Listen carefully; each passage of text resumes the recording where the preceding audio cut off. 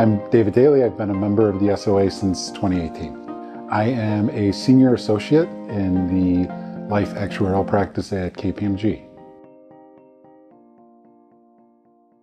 Junior high, and I was always pretty set on being a math major, even very early in high school. I kind of had my mind made up on that. Not entirely sure what I was going to do with it, but had my mind made up that that was the path, that was the major I was going to pursue. So, yeah, I've had the opportunity to be president of SAGAA since the beginning of the year. I was a member of the board last year during 2022. So some of the things I'm really proud that we've been able to do is work with companies and through our company sponsorship program, be able to provide training to companies on best practices in employment. A lot of things like how do you have a inclusive onboarding process? How do you make sure your workplace is inclusive? How are you an ally? Both in public and private for your employees, and for employees, when you go home in your personal life, how can you be an ally in your personal life? And I like that a lot of what we've done with this company education may not be, we tailor towards LGBTQ issues, but just in general, it can go through a lot of different levels of intersectionality, race, disability, etc. So I'm very proud of our work with companies. The other thing that I'm happy we've been able to do is we've been able to work with students, because I think the actuarial profession and the insurance industry from the outside looking in would probably, well, at least for me, appear to be a very conservative industry. And I think for an LGBTQ college student looking at industries might not think that they would have a place, there would be a place for them as an actuary or in the insurance industry, that might not be a very welcoming and inclusive environment. And I think some of the work that we do with SAGAA is kind of dispel that myth, that no, this industry is actually fairly progressive and very inclusive.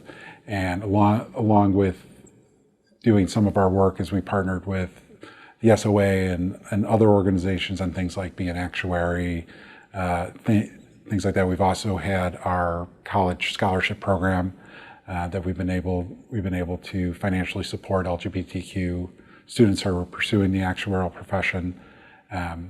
So very proud of that. Some of those accomplishments. We've been able to have virtual and in-person networking events for LGBTQ actuaries and allies. We have another one coming up in June in New York City. We're very excited about.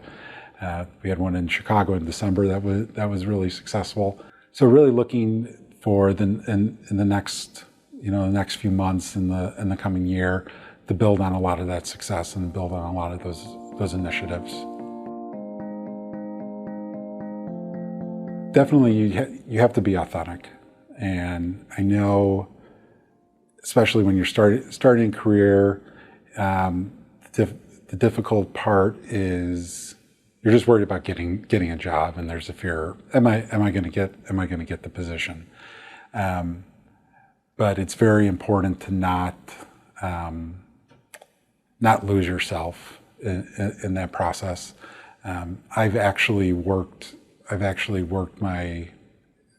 the last two positions I interviewed for, I actually worked the fact that working with SAGAA and my identity into the interview process to kind of gauge the reaction of the organization, even if it was simple as like, oh, my boyfriend and I are, excited, something just to kind of gauge the organization and to make sure that the culture of this was going to be a right fit. Because if you can't bring your authentic self into the workplace, then you're not going to be successful in that job. You're not going to be happy or fulfilled in that position. I would say I've been more in the situation of where I haven't been comfortable being myself or being out at the workplace. I've been in that. I have been in that situation, and it's, like I said, it's very challenging because it prevents you from making real connections with your coworkers. When everyone's talking about what they did with their wife or what they did with their kids, and how they were, and you're just you kind of feel delegated to be just off in the sidelines and not really able to participate in that conversation. I think that those are the type of challenges that I've faced before. I think employers should look to their onboarding process. When do they give new employees a chance to express themselves? Very simple acts can go a long way. Do companies encourage people to put pronouns in their email signatures? And it seems so simple. And when I will say, like, personally, when I see somebody who has their pronouns in their email signature, that indicates to me that this is a person who, this is probably an ally. This is probably someone that I can have, I can be myself with.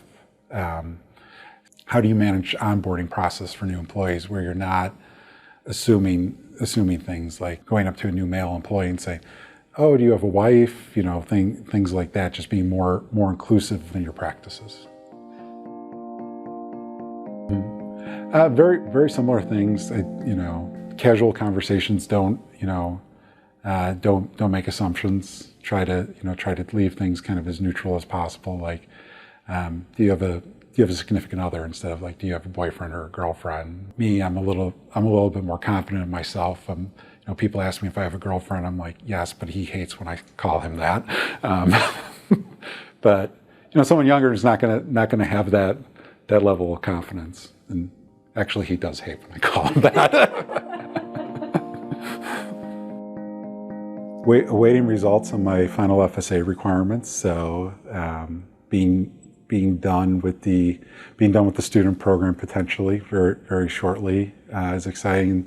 It's going to open me up to some opportunities to start considering what my next role is, how I can expand my responsibilities within the profession. I think as far as SAGAA goes, we're in great position. We're receiving tremendous support from the industry. Societies have been, wonderfully supportive of us. It's been great, great partnerships, not only between us and the society, but also the other affinity organizations. I think we've recognized in the last year, MAAA, ABA, Abacus, SANA. I'm almost hesitant to start naming them because I know I'm going to leave someone out on accident, so I apologize. But even the way we've been able to work together, and where it makes sense, where we have kind of some common goals and some synergies, we've partnered together, and it's been really great to see us all working on the D&I in the actuarial profession. So building on that work. I think building our student program is probably first and foremost on our mind. We want to build up our scholarship initiatives, our university outreach, things like that. So very excited about that.